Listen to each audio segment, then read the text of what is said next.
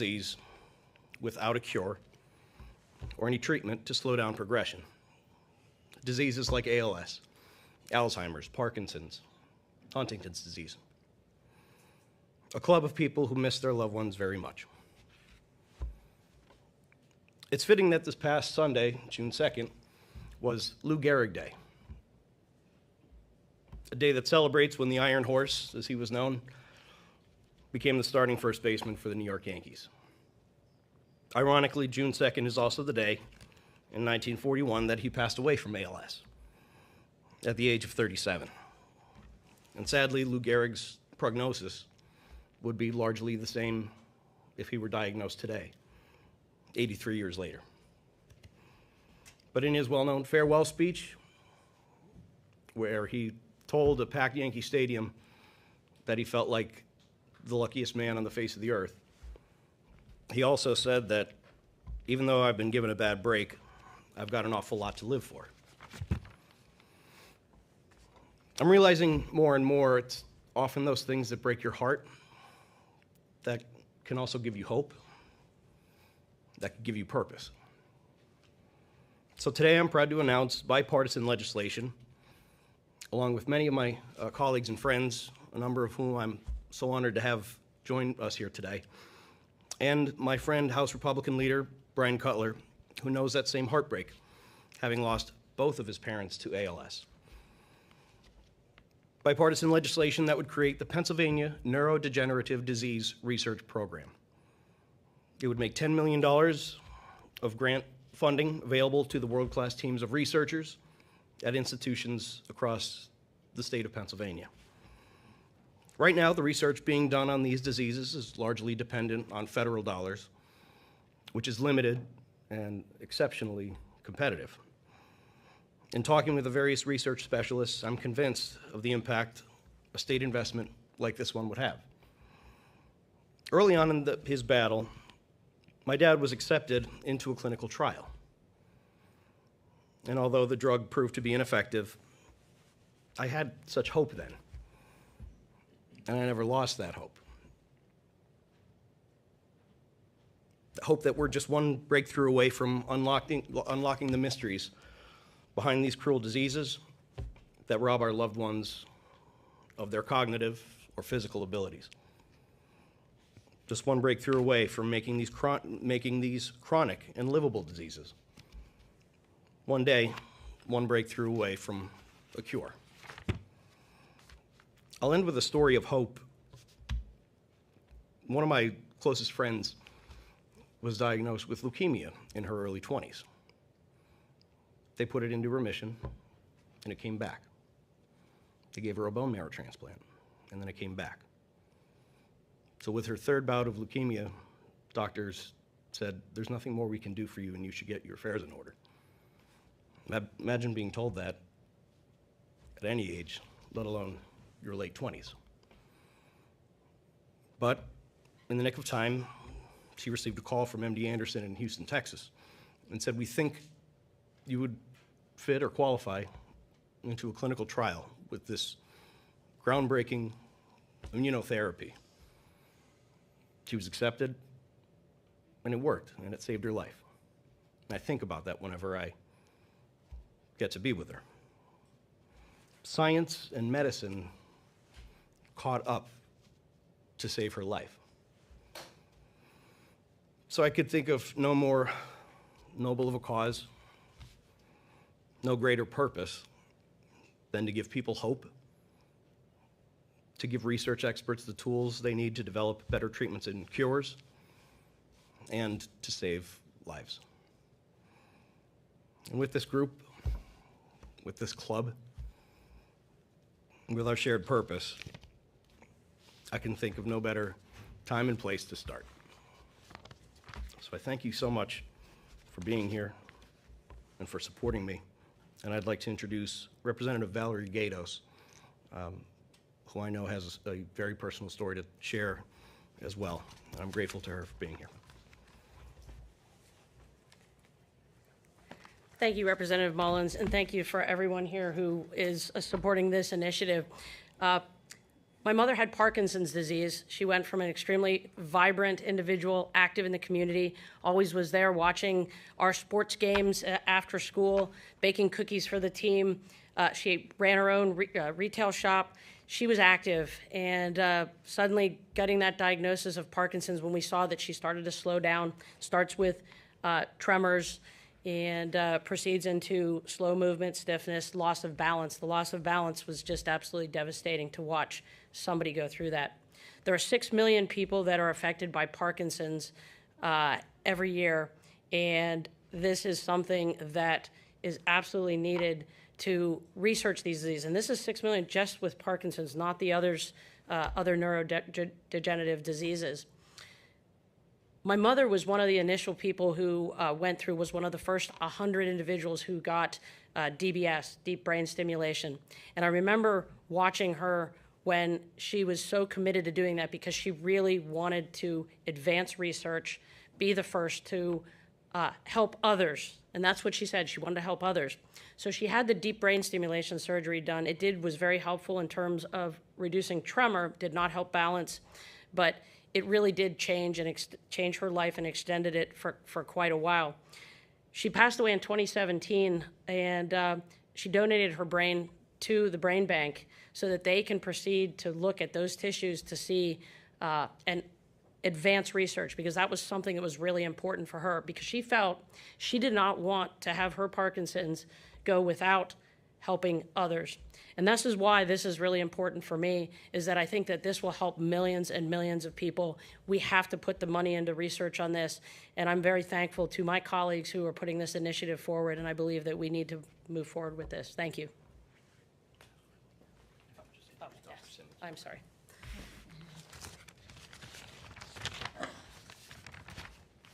And I'd like to introduce next is Dr. Zachary Simmons. He's with the Penn State Hershey Medical Center. Thank you.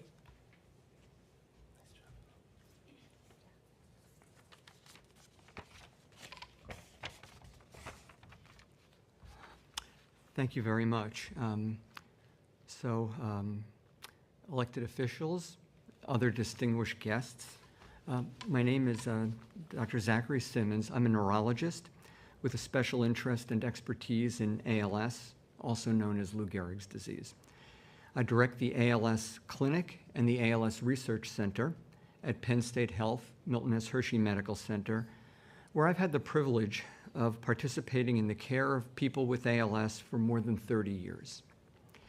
I wish to emphasize today that I'm not speaking for myself alone. Colleagues from Jefferson University and the University of Pittsburgh have been essential in working with myself and others at our institution in providing input to Representative Mullins. However, we represent only a part of the enormous amount of research on neurodegenerative disorders occurring at academic institutions statewide. ALS is a devastating disease, as you've already heard, leading to death within 5 years in 80% of individuals so affected. Giving this diagnosis to a patient is one of the most difficult things I do, and inevitably, it's a shock to the recipient. With the essential collaboration of nurses, therapists, social workers, mental health professionals, and others, physicians do all they can to optimize quality of life and to prolong survival in these individuals. However, I'm sure I'm not alone when I say that I wish we could do more. And that's where research comes into the picture. One message that has come across loud and clear over the years from our patients and from their loved ones is for the need for ever more research into the causes and potential treatments for ALS and other neurodegenerative disorders. Now, the term neurodegenerative disorders is a mouthful.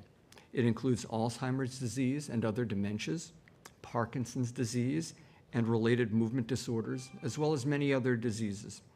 And what's often underappreciated is the overlap between these disorders. For example, patients with ALS may develop dementia. Those with Parkinson's disease may have features of ALS. And some patients have a neurodegenerative disorder that defies a clear disease-specific classification. I frequently reach out to my colleagues in other fields to see such patients after I've evaluated them so we can put our collective heads together to optimize diagnosis and care. My clinical colleagues and I work closely with scientists who are the ones responsible for the cutting-edge research that this proposed bill would support. The reason that treatments for these disorders are limited centers around our limited knowledge of their causes. So I'm so often asked by patients and their families, why did I get this condition? Usually I cannot answer that question. I'm also often asked, if you can't cure this, can you at least stop it from getting worse? The answer, unfortunately, is that we can do some things to alter the natural history, but currently we cannot prevent the eventual progression of these disorders. Patients and family ask me why we do not have better treatments for these disorders so long after Lou Gehrig died of ALS. This is largely a result of their complexity and the complexity of the brain and the nervous system. In order to develop more effective treatments, a better understanding of these underlying mechanisms is needed. It takes major initiatives to make these strides. Scientists in a variety of different fields working with clinicians who understand the impact that these conditions have on patients. This funding is not to initiate research in these fields from scratch. We're fortunate in Pennsylvania to have senior physicians and scientists at a variety of large research institutions who are working hard to make the necessary advances. We could do so much more with a statewide collaborative initiative that would permit sharing of ideas, reduction of duplication, and participation of patients throughout the state. For it is efforts that our patients selflessly make, whether donating blood samples, completing complex questionnaires, or giving the ultimate donation of brain and spinal cord tissue after death, that goes so far in permitting us to broaden our knowledge and identify better treatment mechanisms. We're all smarter and more productive when working together. More research and better collaboration are at the heart of this proposed legislation, and I'm thrilled that we live in a state in which this has the potential to become reality. My sincere thanks go to Representative Mullins for spearheading this. My gratitude goes to our patients and families who have shared their lives with me and taught me much. Thank you all for being here today in support of this effort. Now I'd like to introduce, Frances Gibbons of the Alzheimer's Association.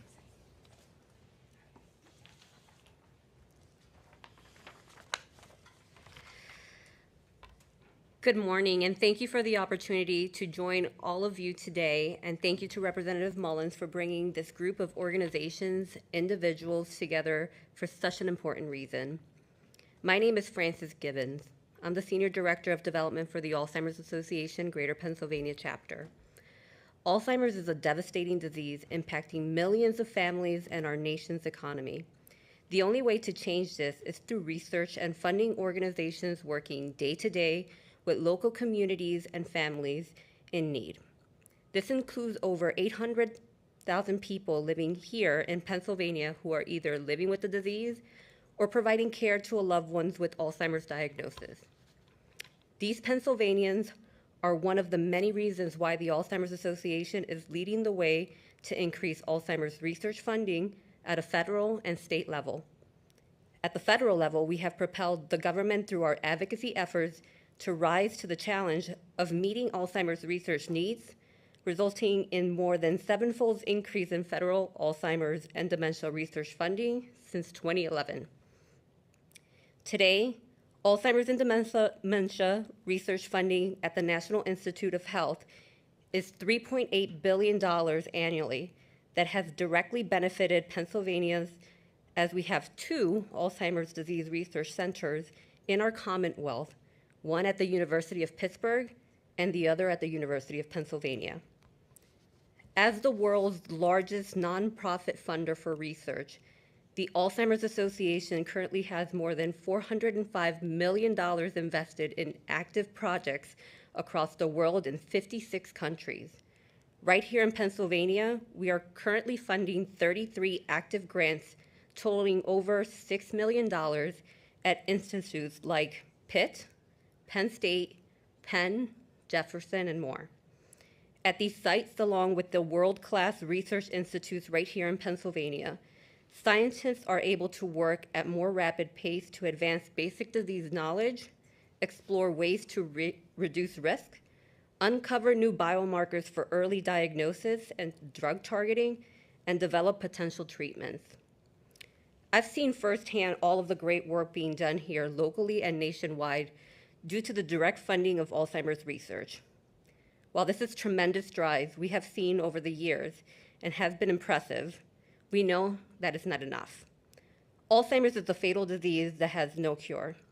I encourage the state of Pennsylvania to join us in the fight to end Alzheimer's disease as a related dementia, as both as the senior leader of the Alzheimer's Association here in Pennsylvania, as well as a private citizen and caregiver for my father who's living with Parkinson-related dementia. It will be 10 years this August when my father, who resides now with me, was diagnosed with these overlapping, debilitating diseases.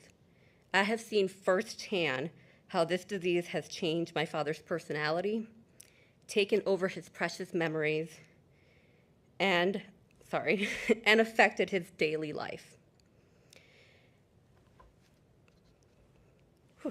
At the time of my father's diagnosis, there was no treatment.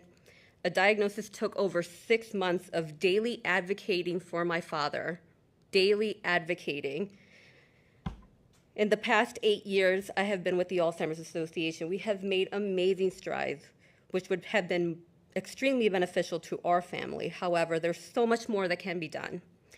Proactively working to build on the federal and private funding available to speed research and its implementation is an important step, and I hope that we can join the force. Thank you. Next will be Julia Pitcher, Michael J. Fox Foundation.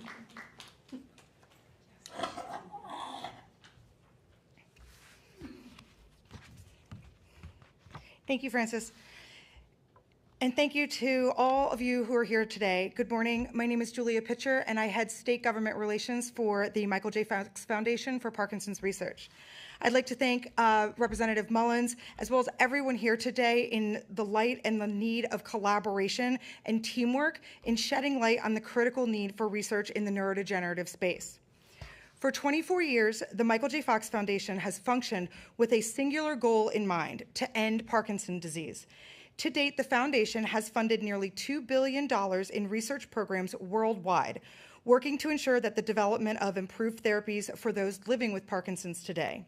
And I am so pleased to highlight this legislative initiative that will positively impact the Parkinson's community and together in the neurodegenerative space.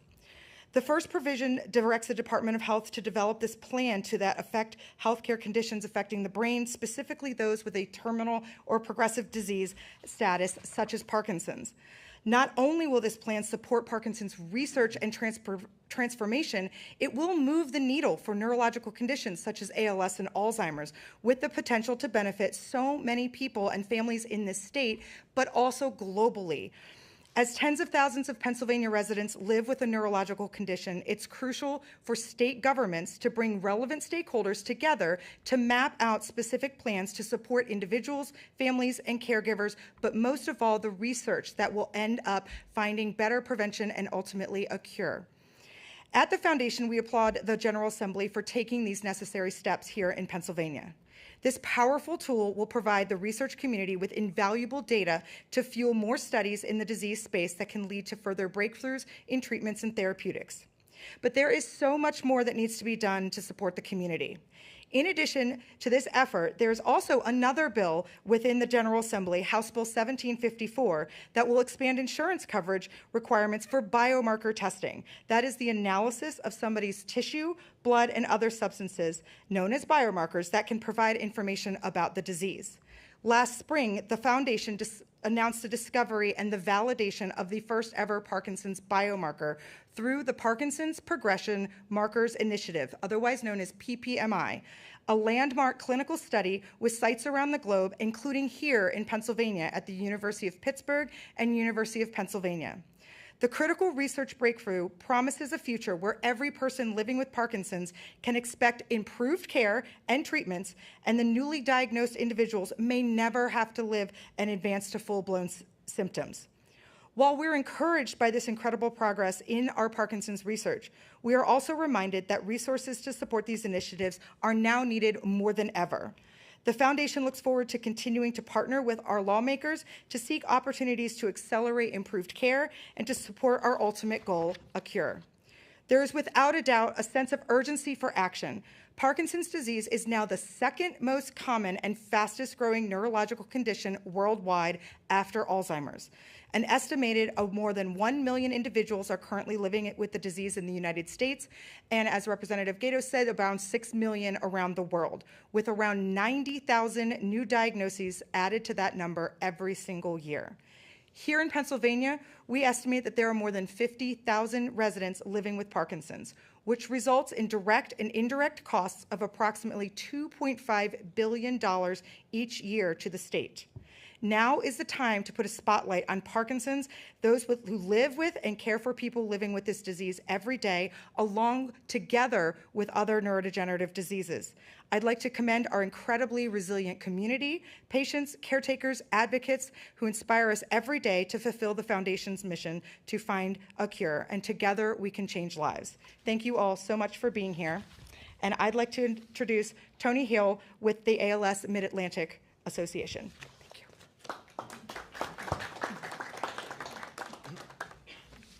Thank you very much, and thank you to everyone here today. My name is Tony Heil with ALS United Mid-Atlantic. We serve people with ALS in Pennsylvania, New Jersey, and Delaware, and have been supporting our family since 1977. This initiative is obviously personal to all of us, but it's particularly personal to me. I lost my grandfather to ALS in 2007 and my grandmother to Parkinson's disease in 2009. Like the representative, my grandmother had deep brain stimulation, which gives me great hope for what we can do with other research into ALS and Alzheimer's as well.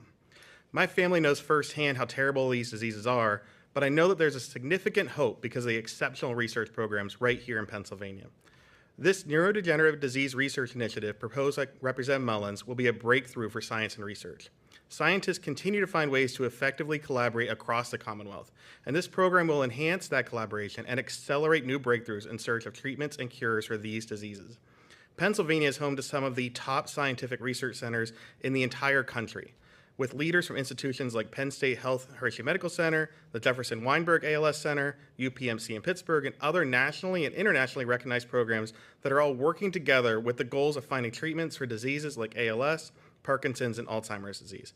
This program announced here today is a bold initiative that will harness the power of these brilliant researchers and show that Pennsylvania is the leader in brain research.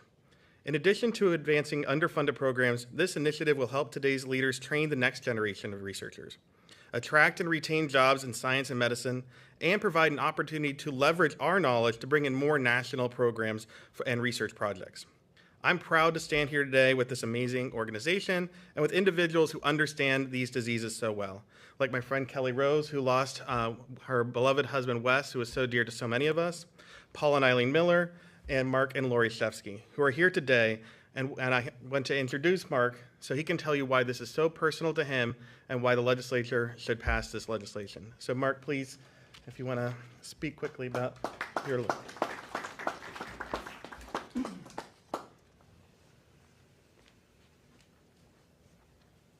I going to be heard you on this? You hear me? Yeah. So my name is Mark Shefsky. I am currently living with ALS, if that wasn't obvious. No. We're advocates for a cure of all these diseases. Pennsylvania can and should be a leader in brain research. Together we can do this. We have the power to make real progress. Please join us to support this critical program. Thank you.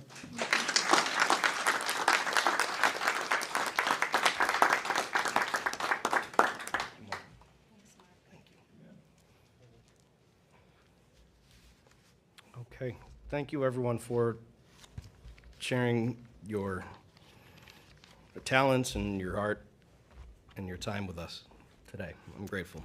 Before I open it up to questions from the press, I would just like to recognize my colleagues who have made time to come here today and whose support I'm grateful for. Representative Mary Jo Daly, Representative Pat Gallagher, Representative Kyle Donahue, Representative Missy Serrato. You heard from Representative Valerie Gatos, and Senator Brown, Rosemary Brown, was here just earlier and had to leave. So I'd be happy to open it up for any questions.